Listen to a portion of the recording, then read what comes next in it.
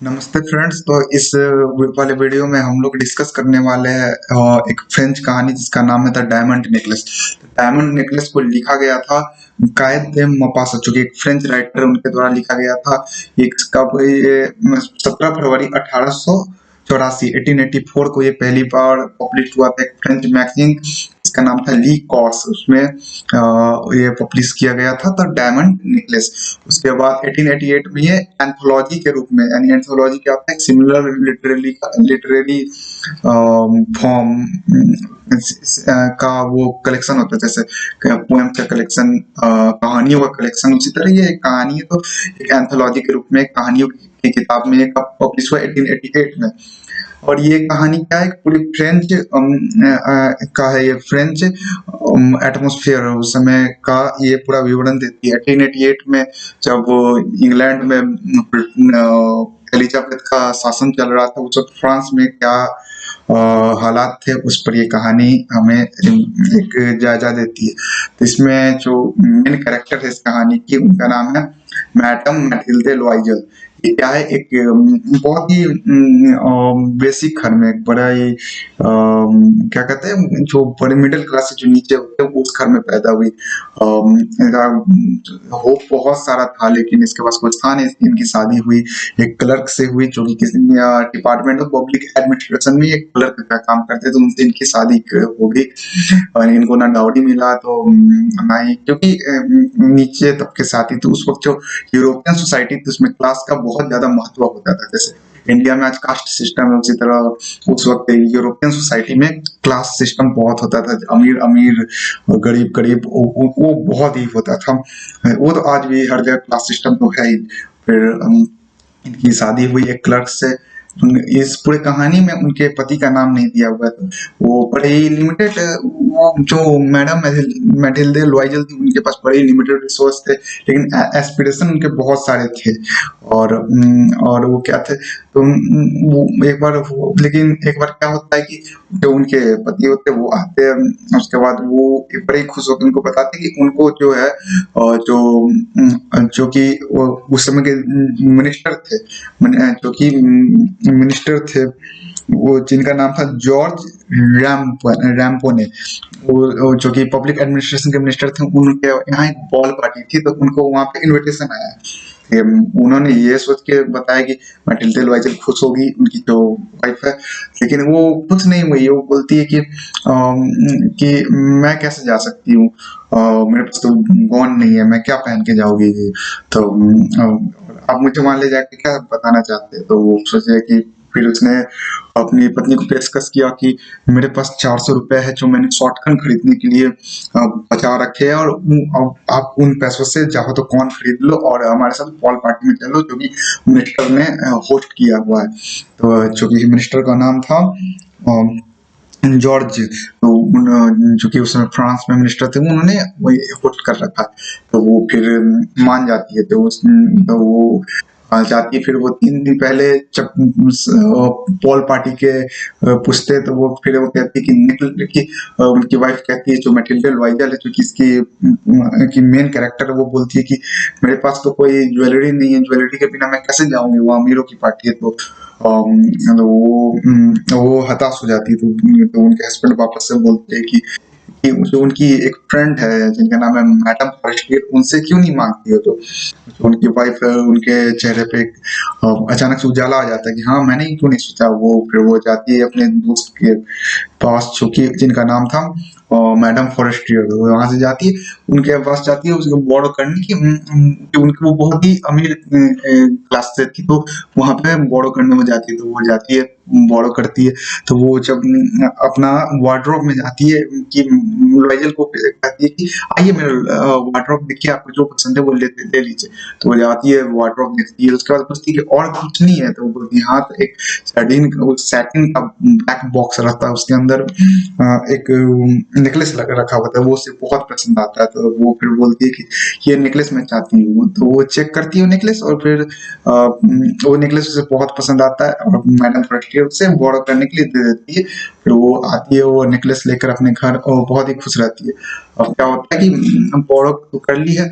अब क्या होता है कि बॉल पार्टी के दिन रहता है, बॉल पार्टी के दिन वो लोग जाते हैं ये लोग बॉल पार्टी के दिन जाते हैं 4 बजे।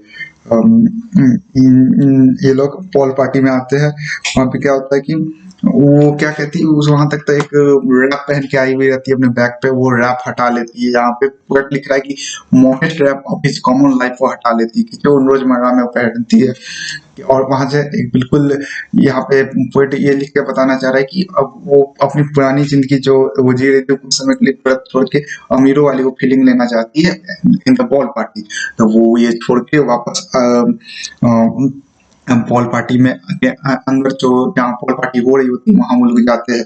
उसके बाद वहां पे बॉल पार्टी होती है। उसके बाद 4 बजे, उसके बाद जब बॉल पार्टी खत्म हो जाती है तो वो क्या करते हैं कि उनके हस्बैंड एक कैब, वहां पे बहुत ठंड होती है, वहां पे बाकी लोग जो बॉल पार्टी होती है तो वहाँ उनको बहुत अप्रिसिएशन मिलता है, और बहुत ही रिच क्लास के लोग आए हुए रहते हैं। इसके बावजूद मैडम लॉयल को बहुत अप्रिसिएशन मिलता है उनकी ब्यूटी के कारण। अब क्या होता है कि जब ये खत्म होता है तो बाकी लोग के पास, वहाँ तो अमीर लोग आए हुए रहते हैं तो उनके पास फर का जो होता है रहता है, फर का जो स्कार्फ होता है वो रहता है। लेकिन इनके पास तो नहीं रहता, ये तो दो ही चीज बोरो करके, एक चीज बोरो करके एक चीज खरीद के लाई हुई है। तो जो उनके हस्बैंड रहते हैं वो क्या करते हैं कि एक कैब बुक करते हैं। ये कॉलोनियल एरा जब इंडिया में चल रहा है उस वक्त कहानी है। तो उसमें कैब का मतलब होता था टांगाकारी। तो वो लेके आते हैं। अब वो क्या करती है कि अब वो इसी कैब से वो घर पहुंचती है। जैसे ही घर पहुंचती है तो उसके बाद वो आखिरी बार देखना चाहती है कि कितना मैं खूबसूरत लग रही हूँ। तो वो मिरर के सामने जाकर देखती है। तो उसको अचानक से ये नोटिस आता है कि उसके गले में तो वो नेकलेस है ही नहीं जो उन्होंने बोरो कर रखा था मैडम फॉरेस्टियर से। तो वो जब उन्हें ये बात लगती है तो पूरा उनका चेहरा फेल हो जाता है, ये लोग लड़का हो जाता है, नहीं तो डर जाती है। उसके बाद वो ये उनके हस्बैंड को पता चलती है तो वो भी बहुत बड़े चिंतित होते हैं। वो तुरंत निकलते हैं उन्हें खोजने के लिए। वो सुबह में 9 बजे तक उसे खोजते हैं लेकिन कुछ नहीं मिलता है। उसके बाद वो जाके एक पुलिस रिपोर्ट दर्ज करवाते हैं, सनद दर्ज करवाते हैं, एडवर्टाइजमेंट देते हैं कि किसी के पास नेकलेस है तो वापस करे। तो कैब कंपनी वहां पर भी जाके पता करते हैं लेकिन कोई फायदा नहीं होता। तब अब लॉयजल को क्या करना था, मैडम लॉयजल को फॉरेस्टियर को वापस भी तो करना था। तो वो उनको बोलती है कि क्या होता है, क्लैंप जो होता है वो उनसे किसी कारण से नेकलेस का टूट चुका है, इसलिए वो उन्हें रिपेयर करने के लिए दी हुई है, और क्लैंप बनते ही वो वापस कर देगी उनको। तो वो मैडम फर्स्ट ईयर बोलती है ओके कोई बात नहीं। उसके बाद क्या करती है, वो जाके पता करना शुरू करती है कि ऐसा नेकलेस कहाँ मिलेगा, क्योंकि मैडम फर्स्ट ईयर को ये बात पता ना चले कि उन्होंने खो दिया है। उसके बाद ये क्या खोजना शुरू कर देती है।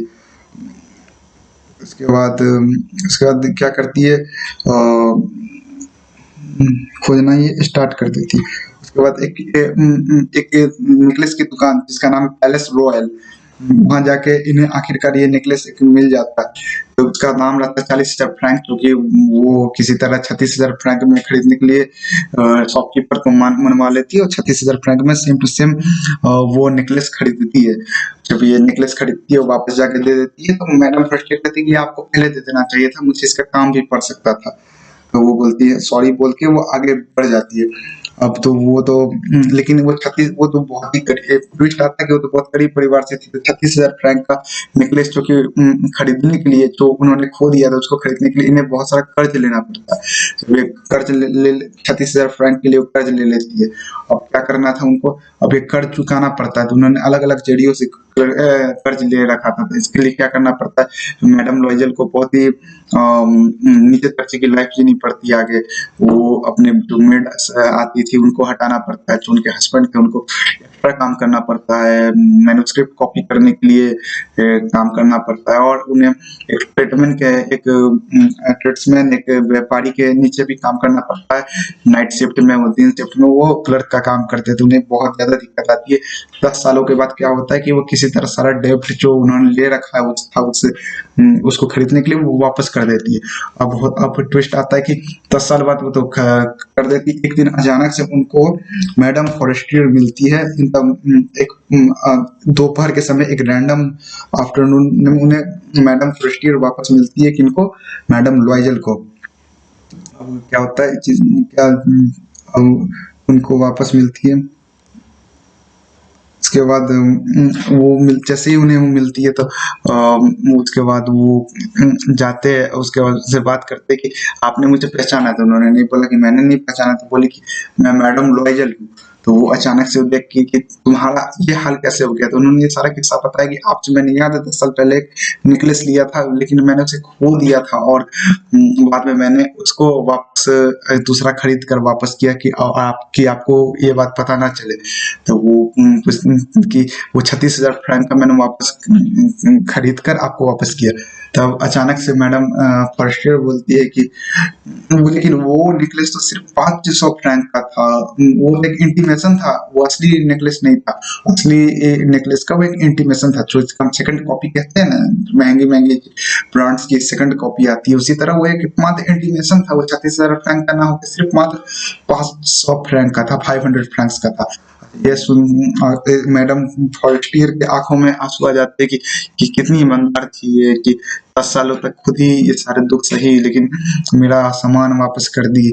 ऐसे ऐसे करके ये कहानी खत्म हो जाता है। इससे जो कि हमारे जो ऑथर है काइट मापासी, उसमें इससे ये देना चाहते हैं संदेश कि इस कहानी से कि हमें अपने जो लेवल है उससे ज्यादा नहीं सोचना चाहिए, कि हम हमें ज्यादा दिखावा करने वाली लाइफ नहीं जीनी चाहिए, नहीं तो इससे हमेशा एक प्रॉब्लम टीच हो जाती है, हमेशा करने में हम लोग गिरेंगे, हमेशा हम लोग फंसते हैं। इसके अलावा ये कहानी एक और चीज दिखाती है कि वो जब उस वक्त 1880 1890 और 1900 में क्या क्या चीज फ्रांस का हालत था उस समय, क्या था, क्लास का बहुत ये था, डोमिनेंस था। जो अमीर लोग होते थे उन्हें एक ये स्पेशल क्या किया जाता था, उन्हें एक रिस्पेक्ट दिया जाता था, गरीबों को नहीं दिया जाता था। इसी कारण से विवश होकर क्या किया मैडम लॉयजल को ये काम करना पड़ा। तो ये कहानी का क्रक्स है। आपको अगर ये वीडियो पसंद आया है तो चैनल को सब्सक्राइब कर लीजिए, हम आगे भी ऐसे वीडियो बनाते रहेंगे। अगर फेसबुक पे देख रहे हैं तो पेज को लाइक कर दीजिए, और इसी तरह आप करते रहिए। धन्यवाद, thank you. Like and subscribe, और अगर फेसबुक पे देख रहे हैं तो पेज को फॉलो कर लीजिए। Thank you.